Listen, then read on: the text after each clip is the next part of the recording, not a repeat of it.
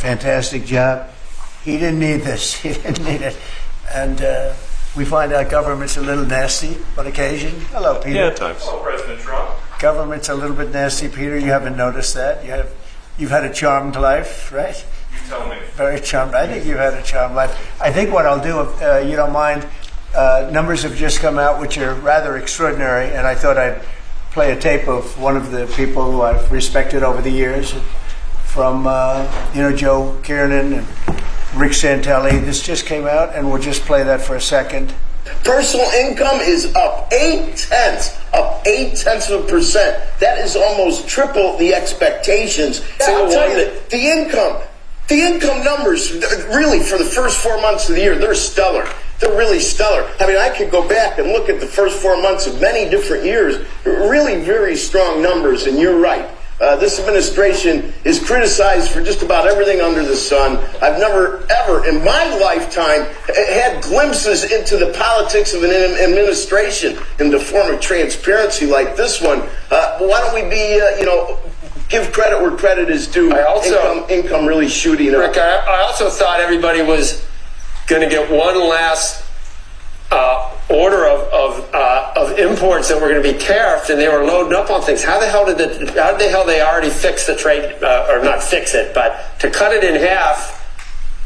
That's crazy. So there wasn't a lot of front loading of things that they needed before the tariffs hit. Yeah, I'll tell you what, it really does call into question some of the conventional wisdoms. And, it's going to be interesting to see what happens next month when we get this number, or we see some of the other numbers like current accounts, see how they fared. Because I don't know, I've been watching these numbers a long time. I don't think I've ever seen the trade deficit cut in half in 1 month. Not bad. Woo-hoo. Right? Not bad. Come on, guys.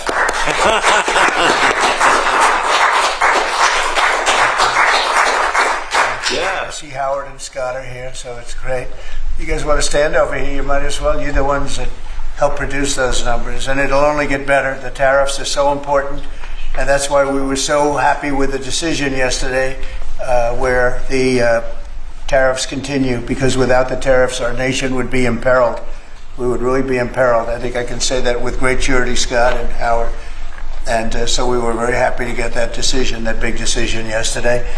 And today it's about a man named Elon, and he's one of the greatest business leaders and innovators the world has ever produced. He stepped forward to put his very great talents into the service of our nation, and we appreciate it.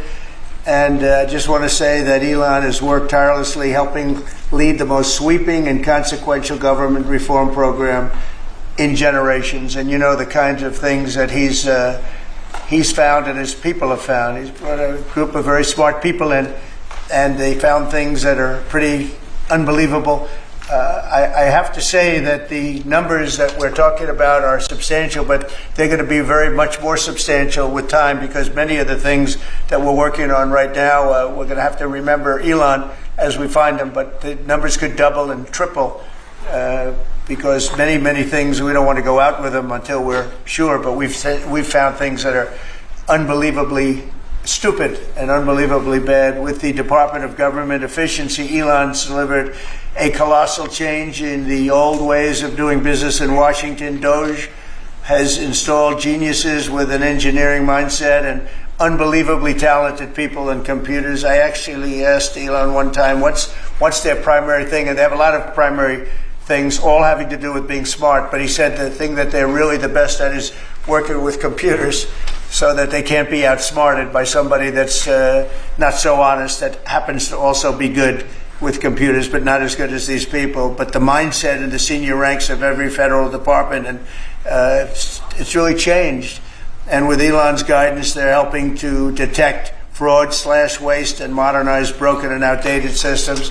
So as you know, we're talking about various systems and changing systems. And, sadly, it takes a long time to do that. You'll change, let's say, a system at IRS and computerize it properly, where the job can be done in 1/10 the time, but it takes sometimes years to rebuild those systems. But we've started. In many cases, we've started. I will say that this has less to do with Elon, but the air traffic control systems, we're bidding out to the best companies in the world, those systems right now. They were what the previous administration was horrible what they did. They spent billions and billions of dollars, and in the end, it didn't even come close to working. They tried to hook up wire to copper, and it can't be done. And they just spent billions of dollars and just wasted money. Actually made the system much worse. So we're going to get a brand new modern system. Congress is working with us on that, and we're going to get it done as quickly as we can. But it's in the works, and once it's done, it'll be good for 30 years.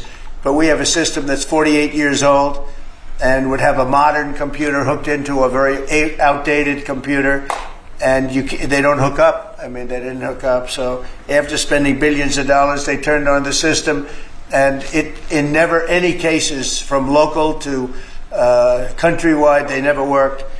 More than 75,000 bureaucrats have voluntarily left their taxpayer-funded jobs to come out and really do the job. Countless wasteful and unnecessary contracts have been terminated, and you know that we have terminated many contracts, and many contracts, Elon, are right now being looked at. Yes. And it may be 6 months, it may be almost a year in some cases. We're going through procedures, we're going through courts, and we'll remember you as we announce billions of dollars of extra waste, fraud, and abuse. Just as an example, DOGE canceled $101 million for DEI contracts at the Department of Education, $101 million, and that was just a small section of the Department of Education. $59 million for illegal alien hotel rooms in New York City, and the landlord never made the kind of money that he made in the last short period of time. $59 million to a hotel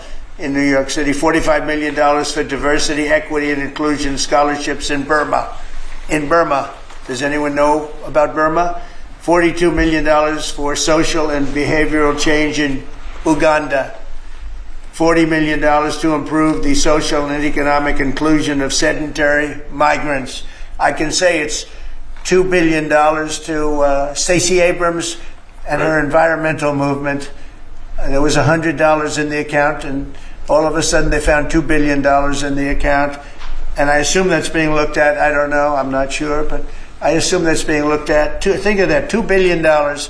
And then Lee will tell you there's another one over there for $20 billion being spent on another environmental credit. $20 billion, not 20 million, a lot, not 200,000, which is a lot. So think of it, in her case, you have $100, and now all of a sudden she gets hit with an infusion of $2 billion just before I take office. $20 million for Arab Sesame Street in the Middle East. Nobody knows what that's all about. Nobody's been able to find it. $8 million for making mice transgender. So they spent $8 million on making mice transgender. And those are better than many of the others. I could sit here all day and read things just like that, but we have other things to do. So it's much more than just that. We're totally committed to making the DOGE cuts permanent and stopping much more of the waste in the months to come. We want to get our great big beautiful bill finished and done. After that, we put some of this into the bill, but most of it's going to come later. We're going to have it cauterized by Congress, affirmed by Congress. In some cases, we'll make cuts. In some cases, we'll just use it in a different layer to save the money. But it's hundreds of billions of dollars. DOGE has also fully modernized the federal retirement process and continues to work very hard on the IRS modernization. But we're taking that over with DOGE. Many of the DOGE people, Elon, are staying behind too, so they're not leaving. And Elon's really not leaving. He's going to be back and forth, I think. I have a feeling. It's his baby, and I think he's going to be doing a lot of things. But Elon's service to America has been without comparison in modern history. He's already running one of the most innovative car companies in the world. You look at his factories and compare them with some of the old factories we have, and it's a big difference. And the most successful space company, and I guess in history you would have to say the largest free speech platform on the internet, etc. Yet Elon willingly, with all of the success, he willingly accepted the outrageous abuse and slander and lies and attacks because he does love our country. I know that very much. He loves our country. He comes from another country, a country that's going through trials and tribulations, I would say. But he's all about the USA, and Americans owe him a great debt of gratitude. So I just want to thank Elon for his time as special government employee. Can you imagine? They called him an employee, but it's a special government employee, and for coming and helping us. And he really has changed the mindset of a lot of people. A lot of people thought, maybe we'll cut 1% or 2% or 3%. Then they said, wow, we can cut a lot more than that. And we're going to do it very surgically. We're going to continue on the march. We're making America great again. When I was in Saudi Arabia, and we were in, as you know, 3 really great countries, predominantly the 3. Qatar was great, UAE was great, Saudi Arabia, incredible. Such an incredible experience to be in those 3 countries.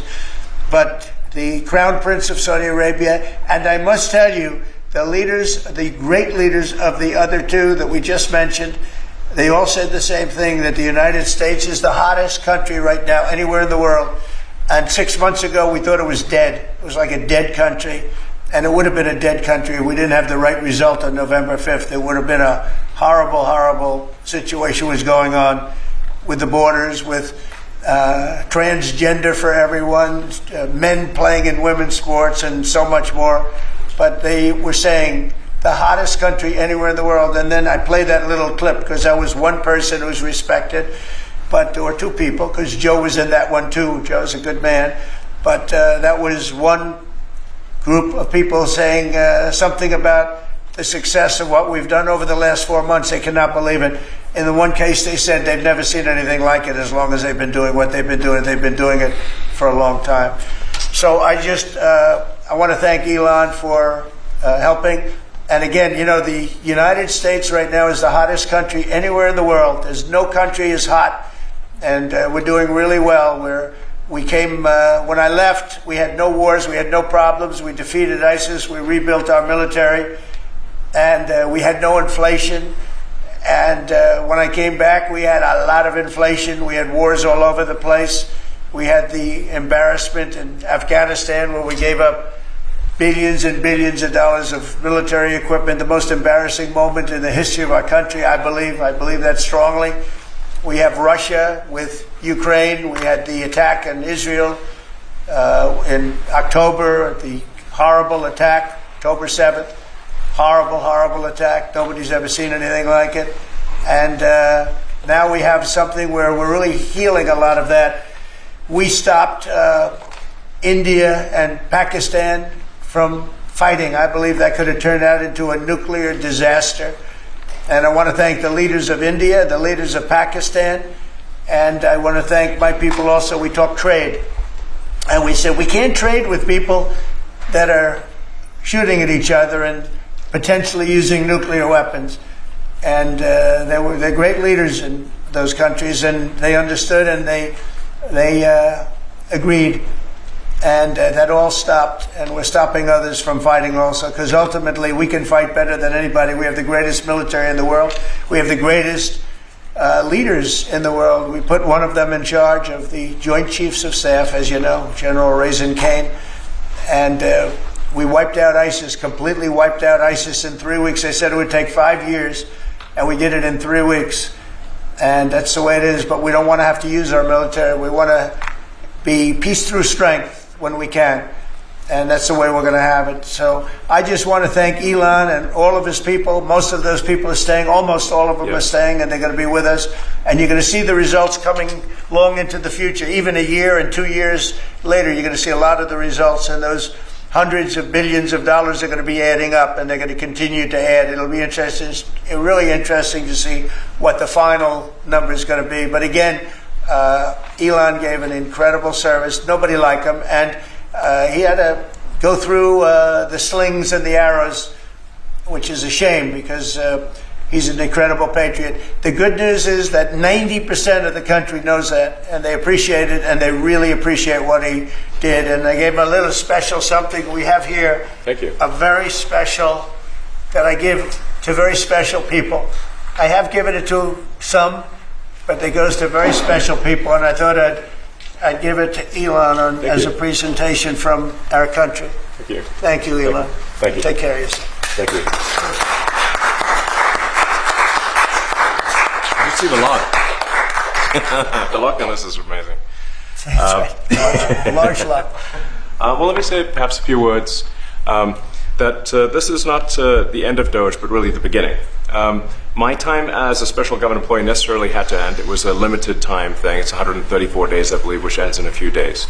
So that it comes with a time limit. But the DOGE team will only grow stronger over time. The DOGE influence will only grow stronger. It's I liken it to sort of Buddhism. It's like a way of life.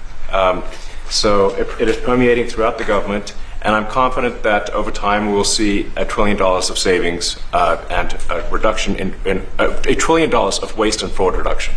The calculations of the DOGE team thus far, in terms of an FY25 to FY26 delta, are over 160 billion, and that's climbing. We expect that number will probably go over 200 billion soon.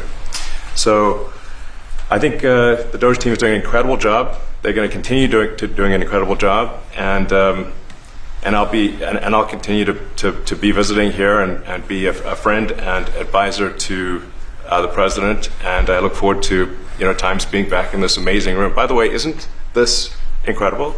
Look at this incredible. It's stunning. I think the way that the Oval Office, how the president has just completely redone the Oval Office. It's beautiful. I love the gold on the ceiling. Thank you. It's pretty nice. Yeah.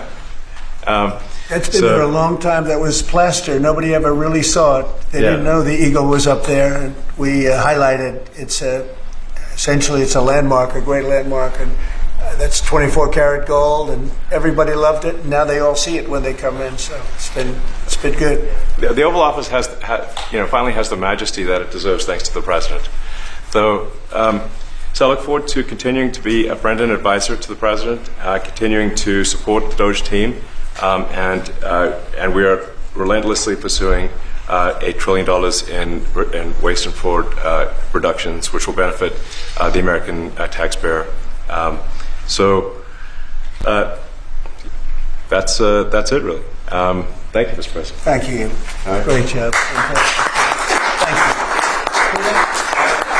President Trump, the president mentioned that you had to deal with all the slings and arrows during your time at DOGE. There's this. Well, some of the people, some of the media organizations in this room were the slingers. Well, so there is a New York Times report today that accuses you of blurring the line between. It's the New York Times. Is that the same publication that got a Pulitzer Prize for false reporting on the Russiagate?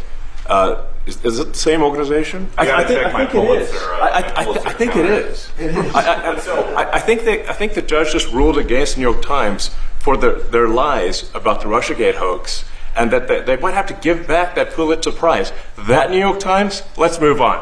Okay. Next question. President Trump, 5 aides who used to work here are in talks with Republicans in Congress to go and testify about what they did or didn't do to possibly conceal President Biden's decline.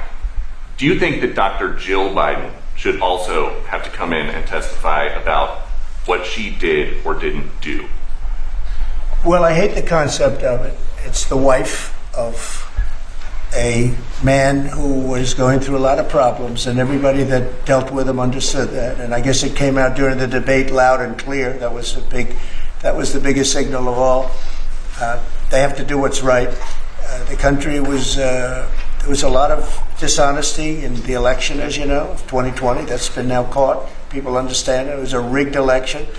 And when you go further out, when you see the auto pen, I think the auto pen is going to become one of the great scandals of all time, because you have somebody operating it or a number of people operating. Because I knew Joe Biden. Joe Biden wasn't in favor of opening up borders, letting 21 million people into this from prisons and mental institutions and gang members.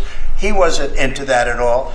And who signed these orders, proclamations, and all of the different things that he signed that set our country so far back, that was so bad for our country. With the auto pen, how would it work? Like, we're in the Oval Office right now. If there was a group of rogue staffers that worked for you who wanted to advance a bill or an executive order without your knowledge, how could they do it? How do they do Well, it? it's very hard because I'd read your newspapers or your media the next day and I'd say, well, I didn't approve that, and I would find it. I mean, they wouldn't get away with it for long because I'd say, I never signed that. Who the hell signed that? Auto pens, to me, are used to sign letters to people because we get, I think they said 20,000 letters a week, and you like to be able, when somebody takes the time to write a letter, it's nice to sort of write back. And auto pens are meant for that. Auto pens are not meant to sign major proclamations or tax cuts or borders, anything having to do with the border, which is so important. And if it happened on my watch, I would be able to see it because the next day or sooner I'd be reading about something that I knew nothing about and who the hell signed this. So I almost never used the auto pen. In fact, yesterday I was signing about 81, I think it was 81 proclamations and statements to people that I think should be signed by us. I think when you write letters to foreign dignitaries or presidents or prime ministers, you should be signing those letters, not done with auto pens. I understand he signed almost everything with an auto pen.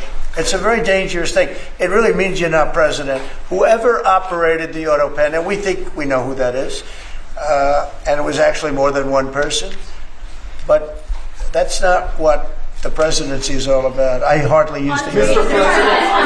President, on Are you China. going to reinstate the tariffs on China? You said that they violated the agreement with the U.S. Well, they did. They violated a big part of the agreement we made. You know, if you read that whole statement, I was very nice to them. I helped them because they were in trouble with the stoppage of a massive amount of business. But I'm sure that I'll speak to President Xi and hopefully we'll work that out. But yeah, it's a violation of the agreement. Yeah, please. Mr. President, can you give us an update to the latest ceasefire agreement that Israel has agreed to, but Hamas is still considering?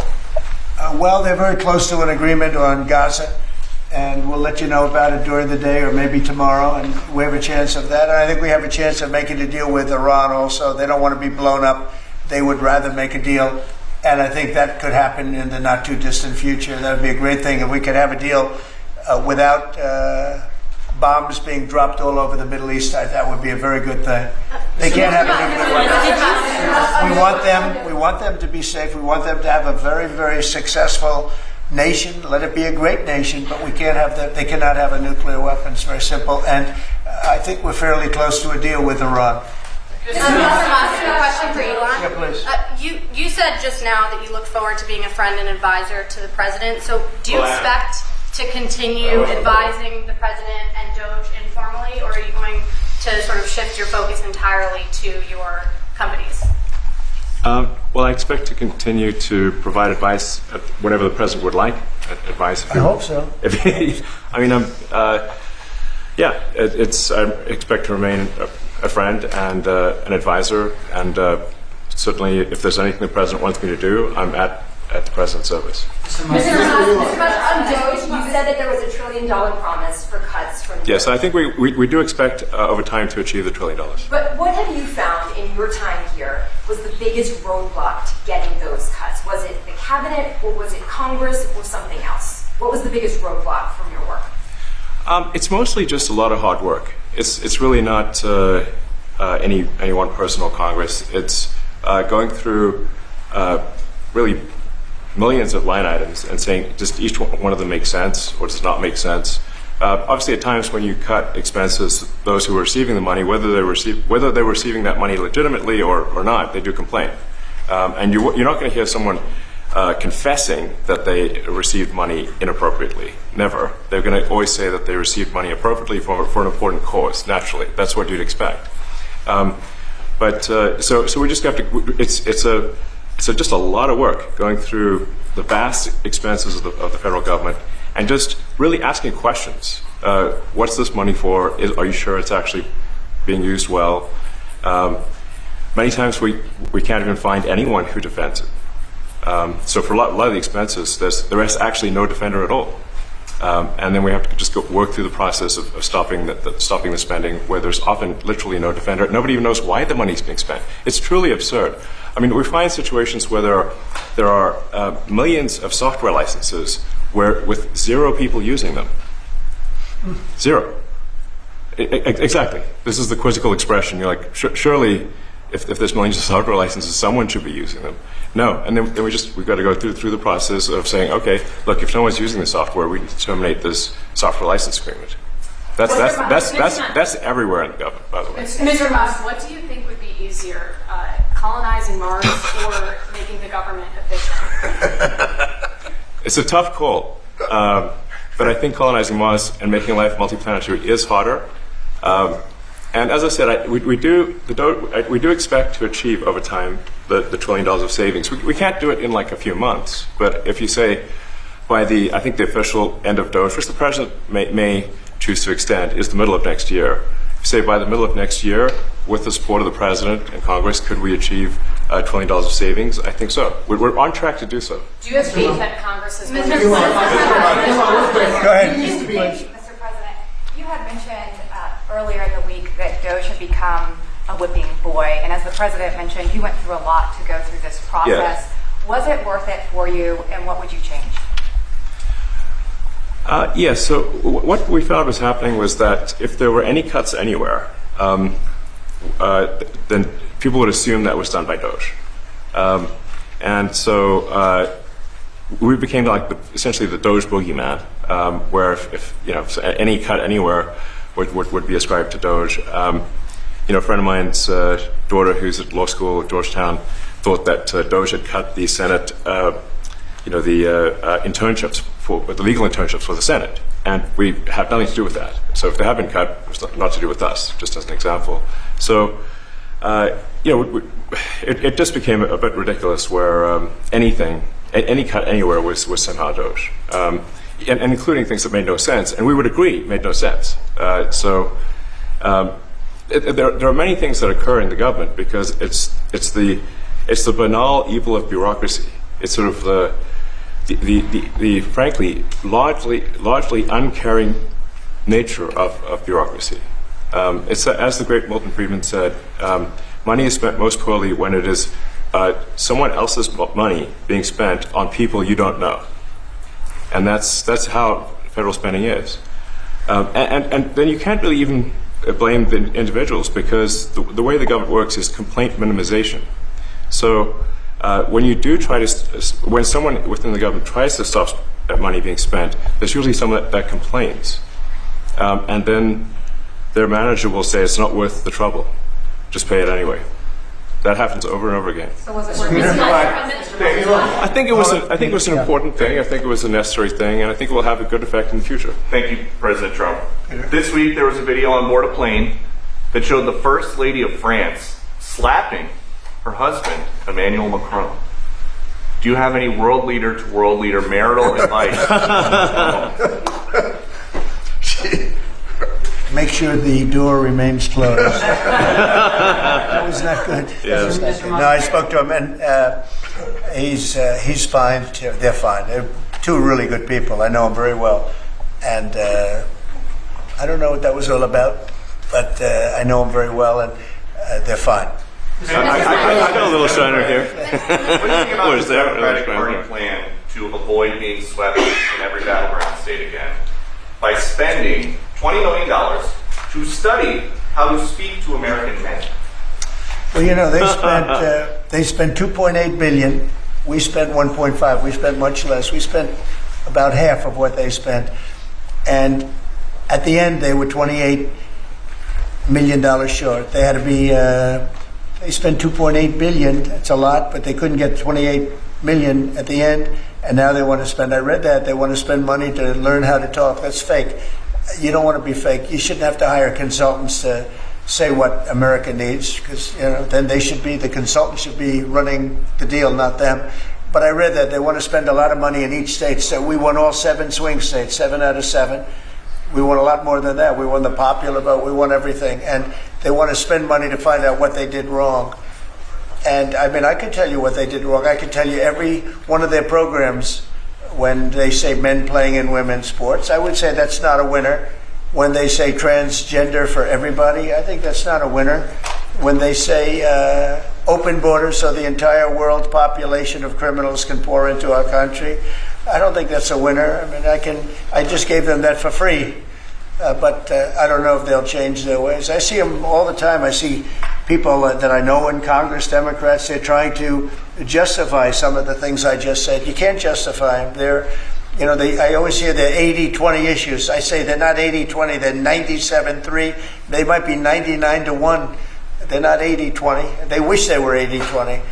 And they're wasting a lot of money if they're going to continue with that nonsense. And this Mr. President, more of a big six question, but back when you listened to The Apprentice, you mentioned once in 2012 that Diddy was a good friend of yours back then.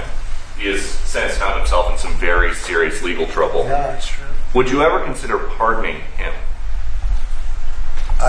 Well, nobody's asked. You had to be the one to ask, Peter, but nobody's asked. But I know people are thinking about it. I know they're thinking about it. I think some people have been very close to asking.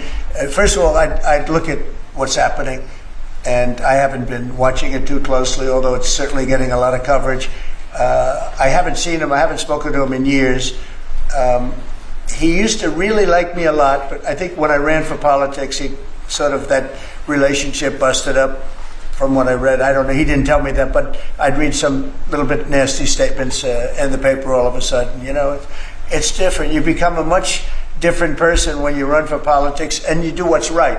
I could do other things, and I'm sure he'd like me, and I'm sure other people would like me, but it wouldn't be as good for our country. As we said, our country's doing really well because of what we're doing.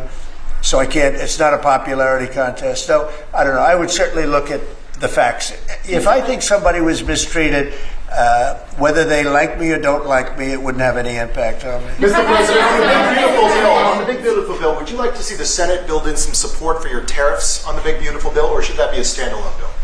I have great support on the tariffs. I mean, I was so honored that we got that ridiculous stay lifted, because that would have taken away presidential power. It would have taken away everything that was granted by the founders. It would have been a terrible thing. And it would have, most importantly, left us vulnerable. We have a lot of countries that use tariffs on us and use them viciously. And if we didn't have the power to use tariffs on them, and instantly, not when you go back to Congress and try and get hundreds of people to agree on something, that would take months to get just one simple proclamation. If we didn't have the power to counteract their powers, you wouldn't have a country left. We have to act fast. We have to be fast and nimble, as they say. And that was a really great moment, I think, yesterday when that stay was lifted. And hopefully now we'll go to court and just win that battle. Because if we don't have the power to do what they're doing to us, we are going to be a great nation no longer. Quickly, Elon Musk was once idolized by folks on the left in this country before joining your administration. Now he's considered a hero by conservatives. Why do you think this man, what he's done in American life, has been so politicized? Well, his life has been amazing. I mean, I look at so many different things. I look at that rocket being, guided back into position. I've never seen that before. I thought it was a space movie. I thought it was a movie. You look at what he's done in terms of communication. It's been unbelievable. So many different, even tunnels going underground, not having to go through all the process of going, he's got a company that does that. He's got so many different companies. Starlink, as an example, he saved a lot of lives, probably hundreds of lives in North Carolina. I don't even know if you remember, but I called you. They needed Starlink in North Carolina, and I didn't know what the hell Starlink was. I said, what is it? Who owns it? He said, do you know Elon Musk? I said, yeah, I happen to know the gentleman. This was before his government stay. And they said, we really need it, because North Carolina became an island. It was, people had no communication. They had no access to anything, and they were dying. And I called up Elon, and you can't get it because it's so successful. It's very hard to get. And he had so much of it brought over there, and they told me it was unbelievable. It saved a lot of lives. So, he's just done a lot of things. I don't think he gets credit for what he's done. But he's a very good person too. Mr. Musk. You know what? If he wasn't a good person, but he did the same things, I'd probably maybe speak differently. He happens to be a really good person, who loves the country. Mr. One big, beautiful bill. You had indicated this week that there were some things you didn't like about what had passed in the House. What changes do you want to see the Senate make? And you had also indicated there were things you didn't like about the bill. What would you be suggesting he push senators to change in their version? Well, I'll tell you, I'll go first. It's an unbelievable bill. It cuts your deficits. It cuts, it's a huge cutting. But there's things I'd like to see maybe cut a little bit more. I'd like to see a bigger cut in taxes. It's going to be the largest tax decrease or cut in the history of our country. I'd like to see it get down to an even lower number. I was shooting for a slightly lower number. I would have liked to have done that. But with all of that being said, when you look at the tax cut and the fact that the original tax cut, which made us so successful, we had the most successful 4 years in the history of our country, the economy, and this is going to be even better. And you see that by the reports that came out just yesterday or tonight. I guess they were released this morning at 8 o'clock. You see the kind of numbers where somebody that's a pro is like, whoa, I haven't seen numbers like this since I've been doing this. These are human emotions of professionals that have never seen numbers like, and we've just started. The bill is a great bill. It's going to be jiggered around a little bit. It's going to be negotiated with the Senate, with the House. But the end result is it extends the Trump tax cuts.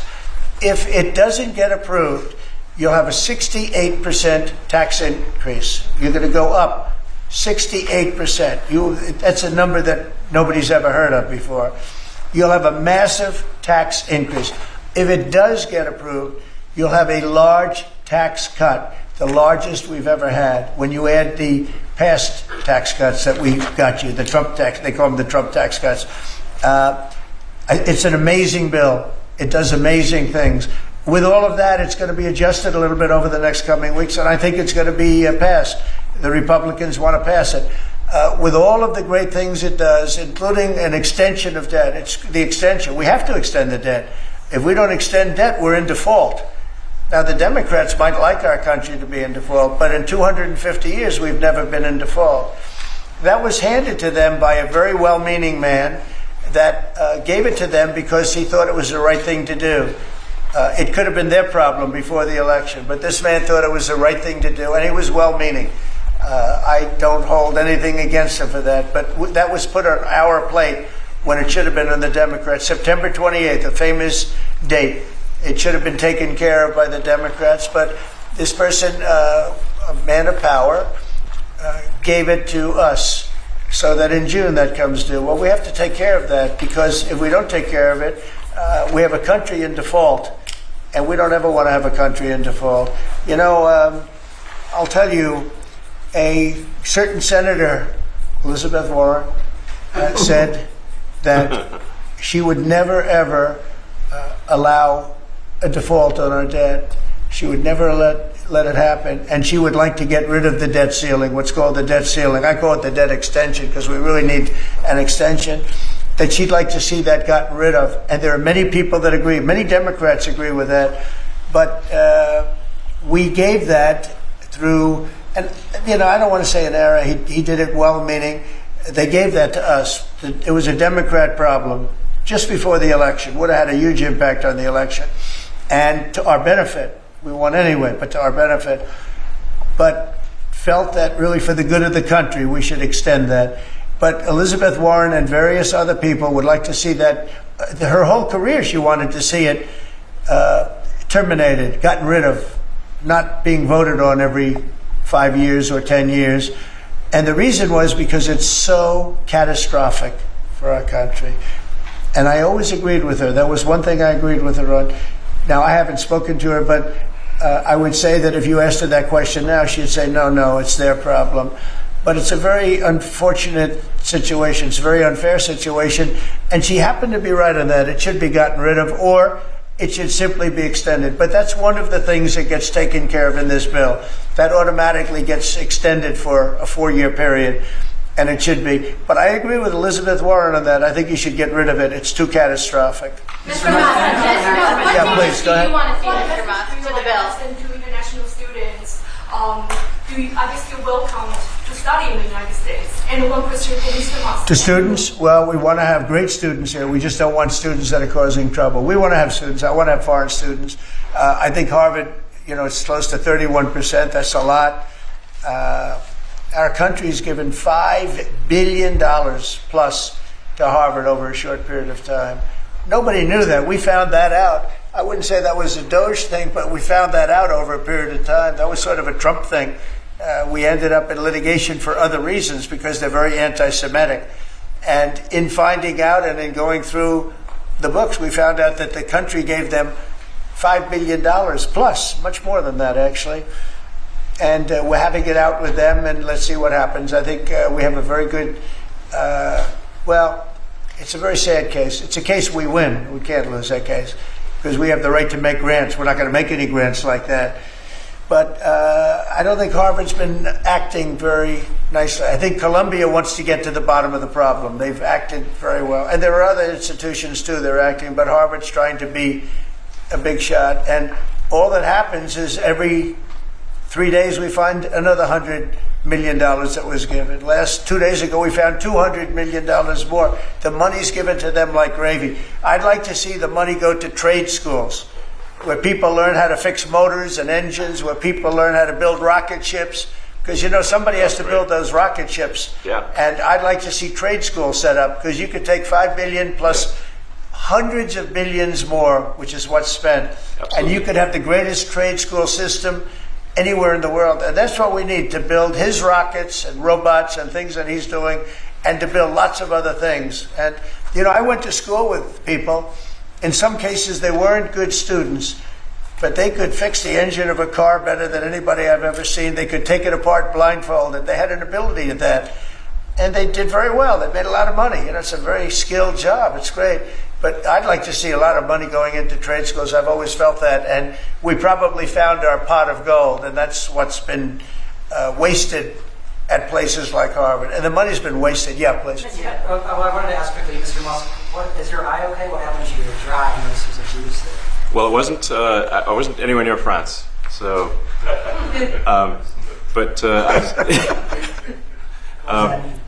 No, I didn't notice about the First Lady of France. getting slapped.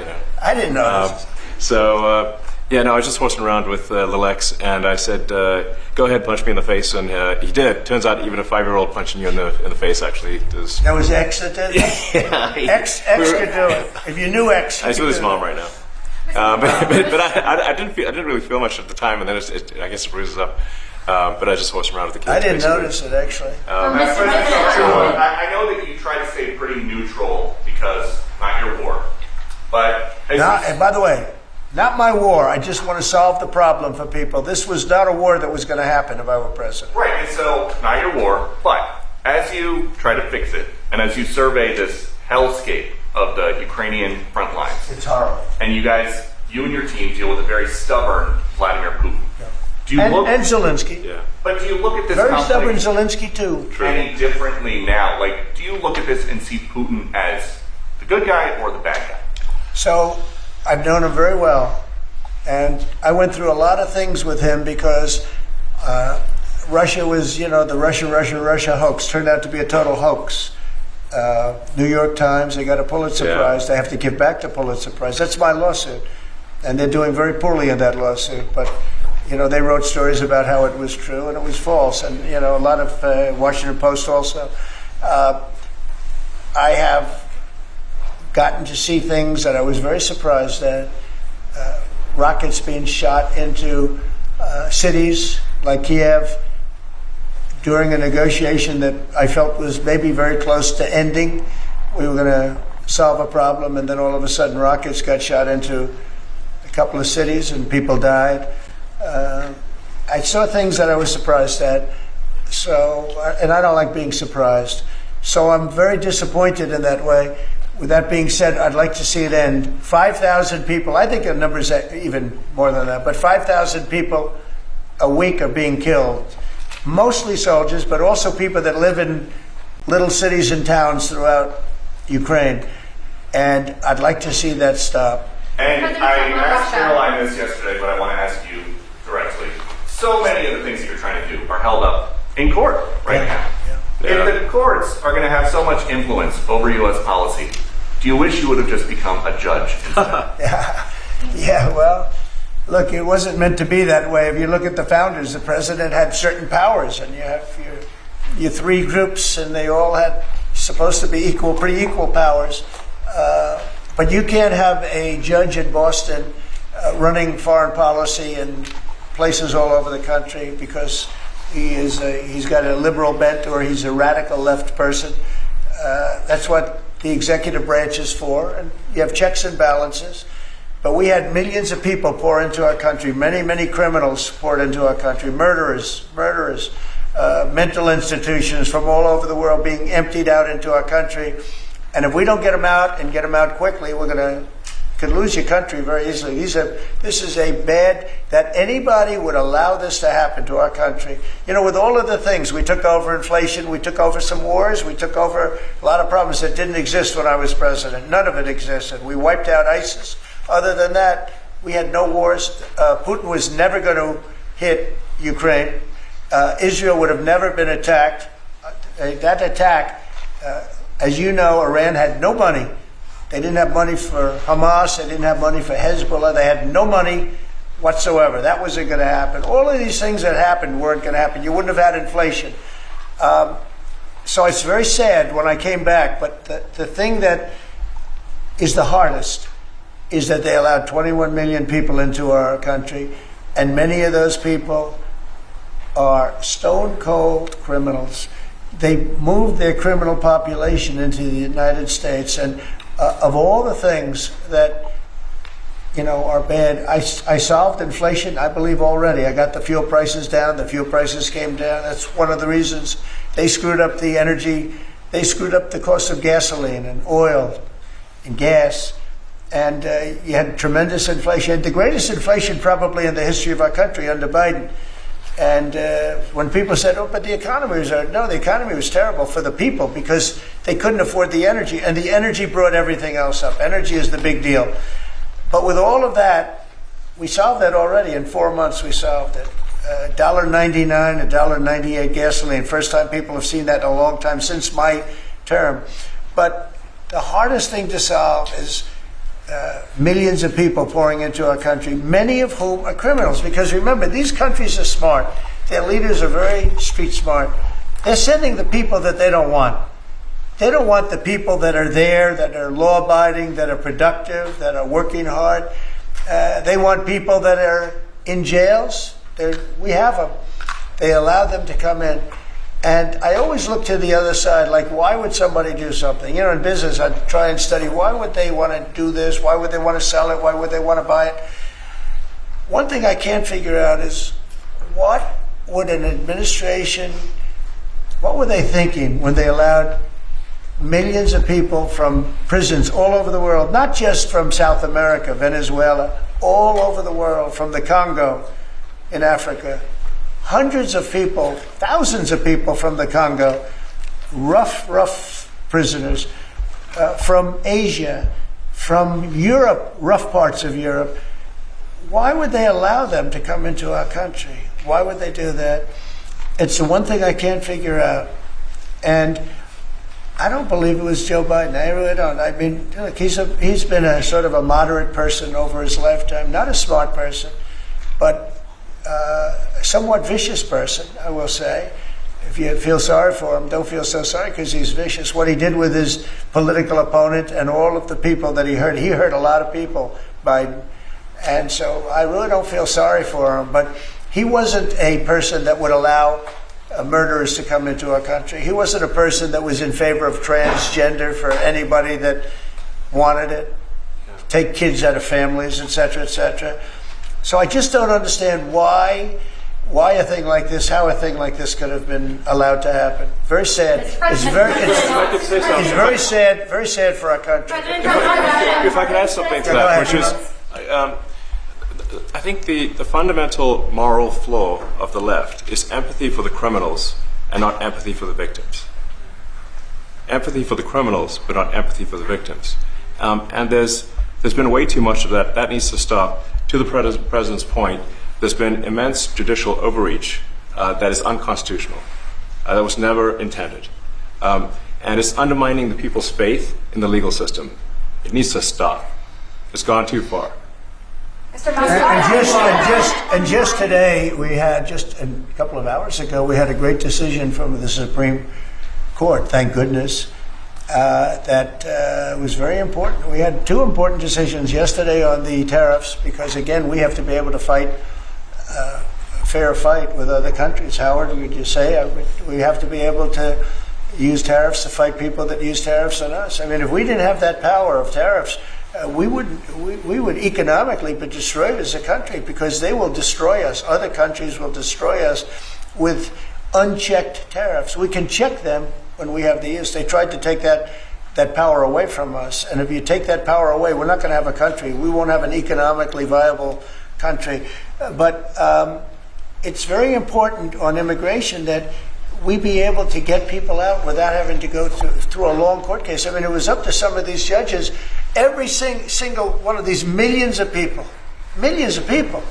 criminals, prisoners that were let go from jails because they save a fortune when they did. They brought them into the United States. You know what they're saving? The money they're saving? But some of murderers, it's very important that we're able to get those people out of here fast, bring them back to their country where they belong. And those countries take them, because if they don't take them, they have to go through the wrath of the United States, and they take them. But we have judges that don't want that to happen. And it's a terrible thing. That's going through the court system right now, that whole situation. But when ICE and with Border Patrol, they've done an incredible job. When they do this incredible job and they capture 100 killers and drug dealers, and we can't keep them for years here as we go through trials. We have to get them out rapidly, and we know who they are. And we're very careful about who they are, but we have to get them out rapidly, or again, we're not going to have a country. Okay? Maybe one or two more. Go ahead, please. That tariff may also affect companies like Tesla, which has cars manufactured abroad, and this is also to use Musk. Well, he's going to end up building his whole car here. I mean, I thought he built his whole car. Pretty much he does. He's got incredible factories in, like I looked at one in Texas. It's unbelievable. No way. All of the manufacturers will build their parts here too. I mean, it used to bother me. They make a part in Canada, a part in Mexico, a part in Europe, and sent all over the place, and nobody knew what the hell was happening. I think it's ridiculous. You build a car, make it in America, and I gave them a little leeway on that. I gave them some leeway. But over the next year, they've got to have the whole thing built in America. That's what we want. We want America to buy American-built cars. Thank you very much, everybody. Thanks, guys. Thanks, guys. Thank you, guys. We're heading out. Right out this way. Thanks, guys.